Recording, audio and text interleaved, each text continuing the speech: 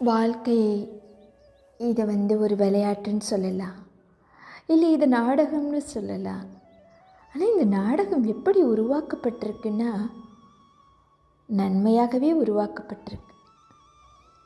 கடந்த காலத்தை நினச்சா நடந்த ஒவ்வொரு சீன்லேயும் நன்மை இருக்குது.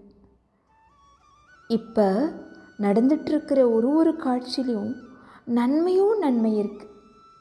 எதிர்கால காட்சிகளில் நன்மையிலும் நன்மை. அப்போது அவ்வளோ நன்மை நிறைந்த நாடகம் இது. நமக்கு என்னதான் வேலை? ஒரு வேலையுமே கிடையாது. இதில் ஒரு சீக்ரெட் என்ன தெரியுமா? இந்த நாடகம் அக்யூரேட் அண்ட் ஆட்டோமேட்டிக். எப்படி வாஷிங் மிஷின் ஆட்டோமேட்டிக், அந்த மாதிரி அடுத்த செகண்ட் என்ன சீன் நடக்கணுமோ ஆட்டோமேட்டிக்காக நடக்கும்.